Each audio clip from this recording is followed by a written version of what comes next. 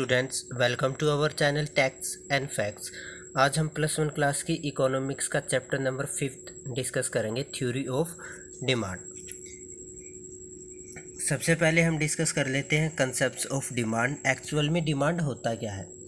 Ordinarily the terms desire and demand are used interchangeable. तो generally क्या माना जाता है कि डिमांड और डिज़ायर जो है वो दोनों इंटरचेंजेबल हैं, but in economics demand has a distinct meaning.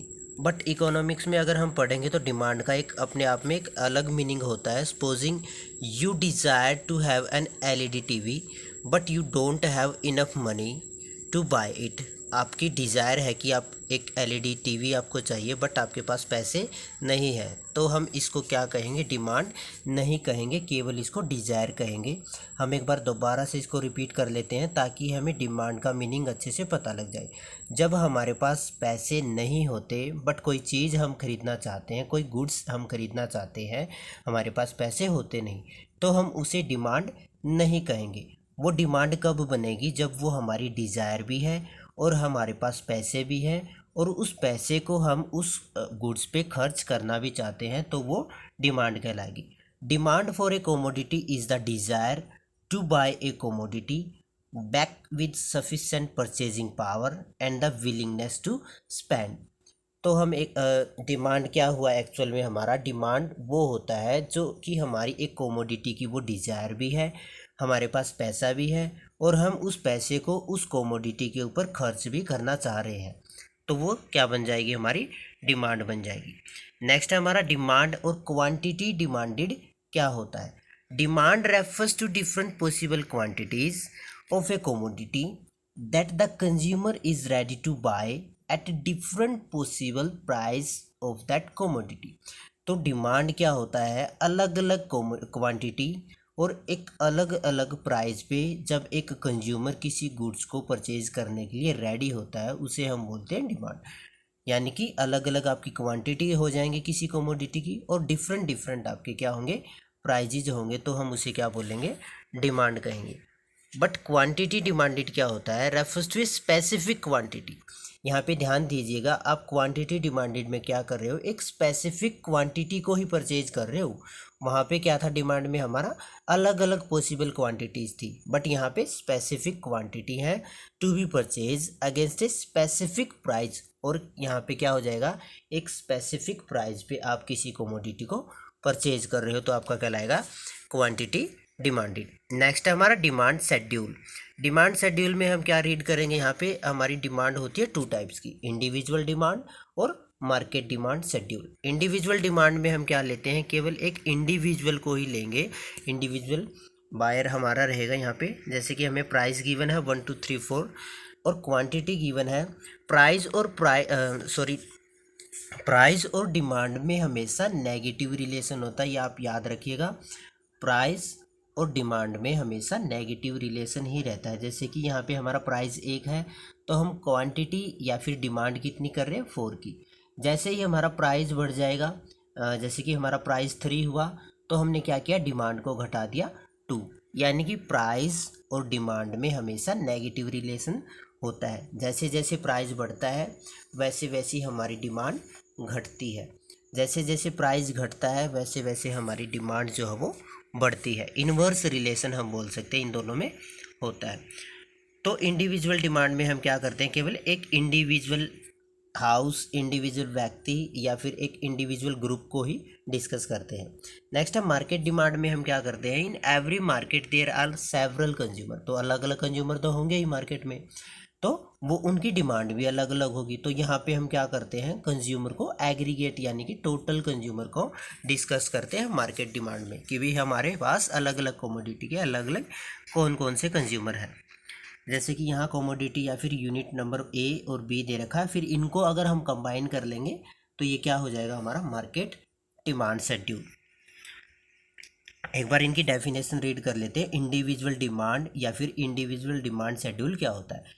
is a table showing different quantity of a commodity that one particular buyer in the market is ready to buy at a different possible price तो यहाँ पे क्या होगा, जहाँ पे एक अकेला व्यक्ति एक कोमोडिटी को अलग अलग प्राइस पे खरीदने के लिए तैयार रहता है। बट मार्केट डिमांड में क्या है, is a table showing different quantity of a commodity that all the buyer, यहाँ पे हम क्या डिस्कस करेंगे, ऑल दी बायर, जहाँ पे सारे के सारे बायर खरीदने के लिए एक कोमोडिटी को तैयार रहते हैं डिफरेंट प्राइस पे। नेक्स्ट है इसमें the inverse relationship between price of the commodity and the quantity demanded. ये तो हम पढ़ ही चुके हैं कि प्राइस और डिमांड में इनवर्स रिलेशन होता है, हमेशा नेगेटिव रिलेशन होता है, नकारात्मक रिलेशन होता है। Then demand curve and its slope. इससे पहले हमने कुछ और भी कर्व पढ़े थे, जैसे कि production possibility curve, indifference curve. अब यहाँ पे हम डिस्कस कर रहे हैं डिमांड कर्व को। तो डिमांड कर्व भी आपका इंडिविजुअल में कैसे चलेगा और मार्केट में कैसे चलेगा। इंडिविजुअल में वही हमारा जैसे प्राइस ज़्यादा रहेगा तो हम क्वांटिटी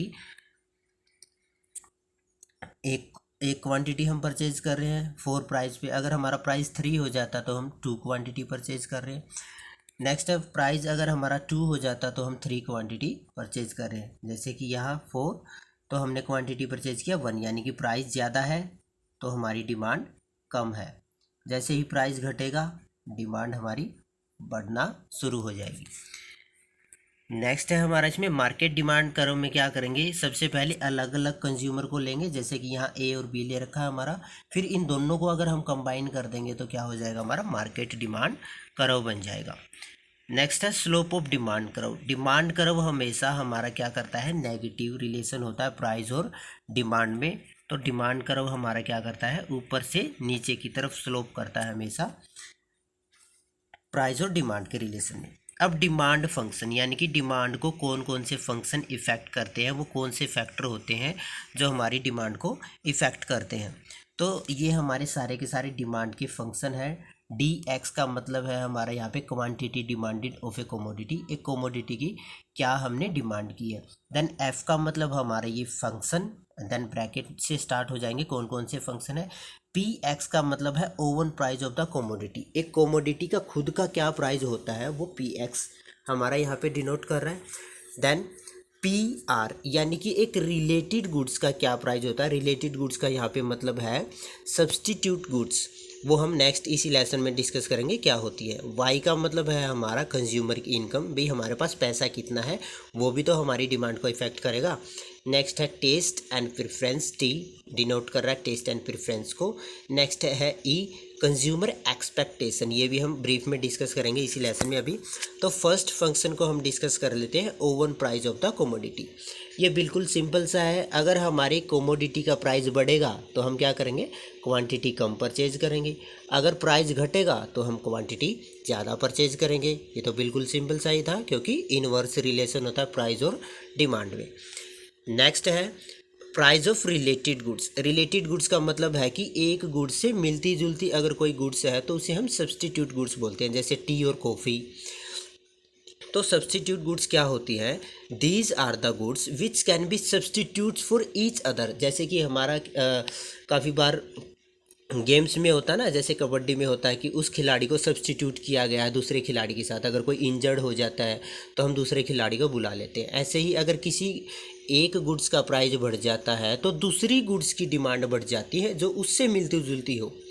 जैसे कि हमारे यहाँ पे टी है, टी का अगर प्राइस बढ़ जाए तो हम कॉफ़ी को ज़्यादा पीना शुरू कर देंगे। अब यहाँ पे ध्यान दीजिए आप, सब्सटीट्यूट गुड्स में हमेशा पॉजिटिव रिलेशन होता है। पॉजिटिव कैसे, अगर एक गुड्स का प्राइस बढ़ेगा तो दूसरी गुड्स की डिमांड ऑटोमेटिकली बढ़ जाएगी, यहाँ पॉजिटिव रिलेशन होता है, याद रखिएगा।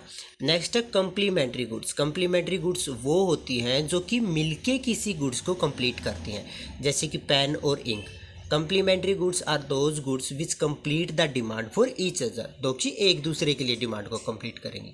जैसे कि कार और पेट्रोल, अगर पेट्रोल के प्राइस बढ़ जाएंगे तो कार की डिमांड घट जाएगी, यहाँ पे नेगेटिव ही रिलेशन रहता है कॉम्प्लीमेंट्री गुड्स में।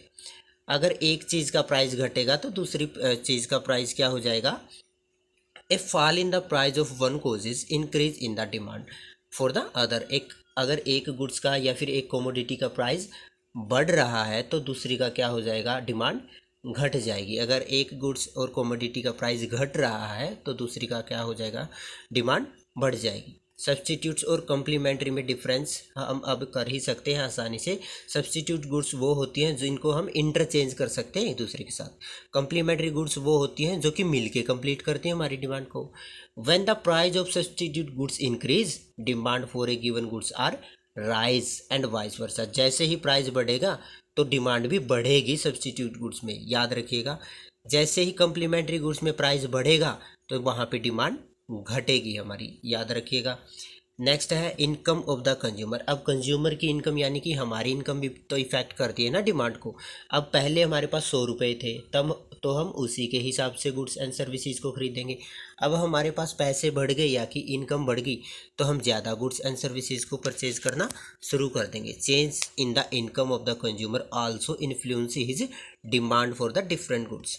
नेक्स्ट है अब नॉर्मल गुड्स क्या होती हैं और इंफीरियर गुड्स क्या होती है। Normal goods are those in case of which there is a positive relation. Positive यानी कि सब्स्टिट्यूट गुड्स की तरह ही यहाँ पे रिलेशन रहेगा। Other things remain constant. अब यहाँ पे याद रखिएगा अगर अन्य बातें समान रहती हैं तो ये वर्ड हमें इंक्लूड करना ही करना है क्योंकि ये काफ़ी इंपॉर्टेंट है। अदर थिंग्स का मतलब है कंज्यूमर की income, taste and preference, expectation, ये सारी चीज़ें अगर कांस्टेंट है ना, इनमें कोई बदलाव नहीं होता तो quantity demanded increase in response to increase in the consumer income. अगर कंज्यूमर की इनकम बढ़ जाती है तो डिमांड भी बढ़ेगी। ध्यान दीजिएगा यहाँ पे प्राइस और डिमांड में रिलेशन नहीं लिया गया है, यहाँ पे इनकम और डिमांड में रिलेशन लिया गया है। जैसे ही हमारे पास पैसा बढ़ेगा डिमांड भी बढ़ेगी। But inferior goods are those in case of which there is a negative relation between income and demand. हम एक बार दोबारा से इसको रिपीट कर रहे हैं। देखिए पहले आपका रिलेशन लिया गया था डिमांड में, प्राइस और डिमांड के बीच में। प्राइस बढ़ रहा था तो डिमांड घट रही थी, प्राइस घट रहा था तो डिमांड बढ़ रही थी। बट यहाँ पे जो रिलेशन लिया गया है वो इनकम और प्राइस में लिया गया है। जैसे ही हमारी इनकम और डिमांड में लिया गया, जैसे ही हमारी इनकम बढ़ेगी डिमांड भी बढ़ेगी। नेक्स्ट है income effect is positive. Normal goods में जो आपका इनकम इफेक्ट होता है वो पॉजिटिव होता है, बट इन्फीरियर गुड्स में आपका इनकम इफेक्ट जो होता है वो नेगेटिव होता है। इन्फीरियर गुड्स को आप घटिया किस्म की वस्तुएं भी बोल सकते हो, निम्न क्वालिटी की वस्तुएं भी बोल सकते हो। अगर आपके पास पैसा ज़्यादा आ जाएगा तो क्या आप घटिया किस्म की वस्तुएं खरीदोगे? नहीं खरीदोगे ना। तो इसीलिए इनके बीच में जो होता है नेगेटिव रिलेशन होता है, ये याद रखिएगा। नेक्स्ट है नॉर्मल गुड्स में और may not be the essential of life. But normal goods क्या होती है वो लाइफ के लिए ज़रूरी हो भी सकती है और नहीं भी, ये चांसेस है। बट इन्फीरियर गुड्स जो होती हैं वो हमारी लाइफ के लिए एसेंशियल यानी कि ज़रूरी होती ही होती है। नेक्स्ट है in case of normal goods there is always inverse relation between price and the demand.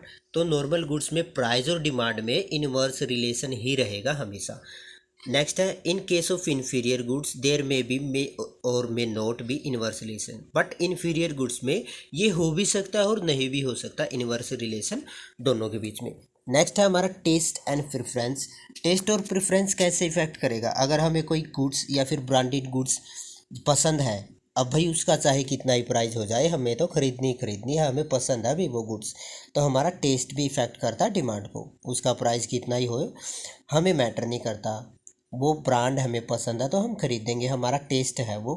Next है एक्सपेक्टेशन। अगर हमें लगता है कि फ्यूचर में इस गुड्स के प्राइस कम हो जाएंगे तो हम उसको क्या करेंगे, अब कम परचेज करेंगे, नेक्स्ट फ्यूचर में उसको ज़्यादा परचेज कर लेंगे। तो एक्सपेक्टेशन होता है भाई, अनुमान है हमारा कि ऐसा ऐसा हो सकता है। अगर हमें लग रहा है कि फ्यूचर में जो ये गुड्स है ना अभी इसके प्राइस बढ़ जाएंगे तो हम उसको अब ज़्यादा परचेज कर लेंगे। तो एक्सपेक्टेशन भी क्या है, इफेक्ट करती हैं डिमांड को। नेक्स्ट ये तो था आपके इंडिविजुअल डिमांड के फैक्टर।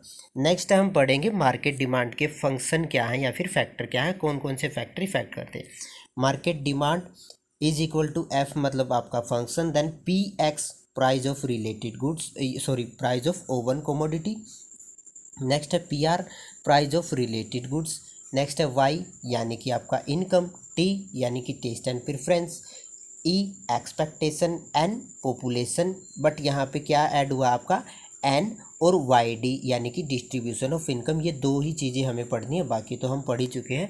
पॉपुलेशन कैसे इफेक्ट करेगा या फिर नंबर ऑफ बायर, जैसे ही बायर बढ़ जाएंगे तो वो डिमांड भी तो बढ़ा देंगे ना, तो जैसे ही बायर घट जाएंगे तो वो डिमांड भी घट जाएगी हमारी। ऐसे ही distribution of income, market demand is also influenced by the change in distribution of income in the society.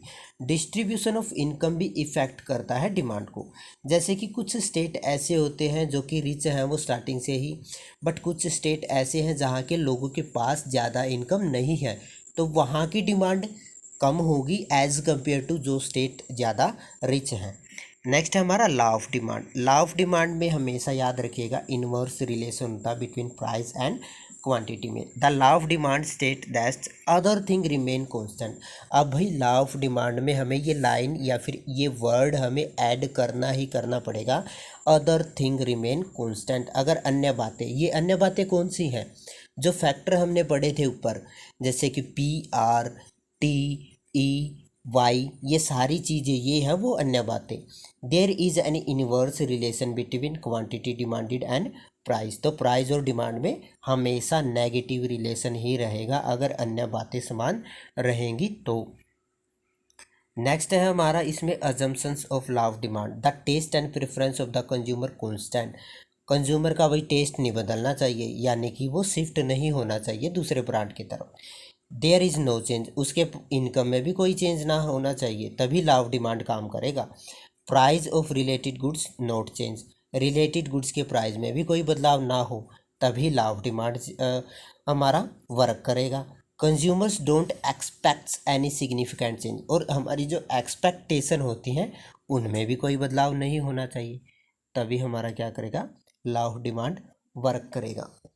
अब है हमारा why does demand curve slope downward. हमेशा डिमांड कर्व जो है वो डाउनवर्ड ही क्यों आता है, law of diminishing marginal utility के कारण। ये हम पढ़ ही चुके हैं कि अगर हम एक कोमोडिटी को ज़्यादा यूज़ करते हैं तो एक स्पेसिफिक लेवल आने के बाद उसकी जो सेटिस्फैक्शन है मिलता है हमें वो कम हो जाता है हमारा। इनकम इफेक्ट ये भी इफेक्ट करता है।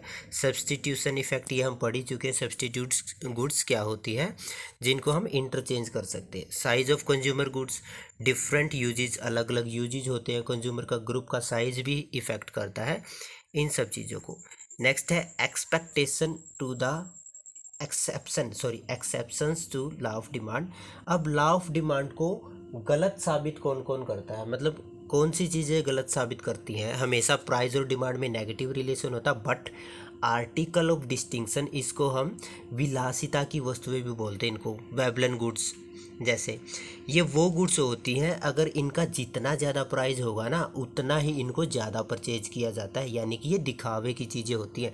जैसे कि आपका ज्वेलरी, हीरे जवाहरात, महंगी महंगी कारें, इनके जितने ज़्यादा प्राइस होंगे इनको अमीर लोग उतना ही खरीदते हैं। अगर इनके प्राइस घट जाएंगे ना तो अमीर लोग इनको नहीं खरीदेंगे, यानी कि ये दिखावे की वस्तुएं होती है आपकी आर्टिकल ऑफ डिस्टिंक्शन। नेक्स्ट है Giffen goods. Giffen goods are highly inferior goods, यानी कि ये घटिया किस्म की वस्तुएं होती हैं। इनका जो नेगेटिव इनकम इफेक्ट होता है, यानी कि जितना हमारे पास पैसा आएगा तो हम इनको कम खरीदेंगे, पैसा कम हो जाएगा तो हम इनको ज़्यादा खरीदेंगे। नेक्स्ट है irrational judgement. Law of demand fails when consumer जज the quality of the commodity by its price. जब हम क्या करते हैं, एक प्राइस को कंपेयर करते हैं ना क्वांटिटी से, सॉरी क्वालिटी से भी, जिस गुड्स का प्राइस ज़्यादा होता है उसकी क्वालिटी भी अच्छी ही मिलेगी हमें। अगर हम ऐसा जज करने लग जाए ना तो उसे बोलते हैं rational judgement. It is an irrational judgement. हम हमेशा यही सोचते हैं ना कि ये गुड्स तो सस्ती सी है भाई, इसकी क्वालिटी भी इसका मतलब ख़राब ही होगी। जब हम ऐसा जज करने लग जाएं तो उसे बोलते हैं इरेशनल जजमेंट। नेक्स्ट है हमारा इसमें लास्ट स्टेप रह गया बिल्कुल, demand curve slope upward when law of demand fails. तो अगर हमारा लॉ ऑफ डिमांड फेल हो जाएगा ना, वैसे तो हमारा लॉ ऑफ डिमांड में इन्वर्स रिलेशन होता है प्राइस और डिमांड में, प्राइस घटेगा तो डिमांड बढ़ जाती है, बट अगर हमारा लॉ ऑफ डिमांड फेल हो जाता है ना तो हमारा जो डिमांड कर्व जो है वो अपवर्ड स्लोप करेगा, वरना तो वो डाउनवर्ड ही स्लोप करता है। जैसे कि हमारा इसमें दिखा रखा है, ये अपवर्ड स्लोप करना शुरू कर देगा फिर नीचे से ऊपर की तरफ, वरना तो हमारा फिर ऊपर से नीचे की तरफ ही आता था डिमांड करो। आई होप आपको ये वीडियो पसंद आए और आपकी हेल्प करे इकोनॉमिक्स के डिमांड चैप्टर को अच्छे तरीके से समझने में। अगर आपको हमारी ये वीडियो पसंद आए तो प्लीज़ हमारे चैनल को सब्सक्राइब कीजिएगा, लाइक कीजिएगा और अपने अन्य दोस्तों के साथ इसको शेयर कीजिएगा, ताकि फ्यूचर में आपको ऐसी वीडियोस मिलती रहे। Thank you.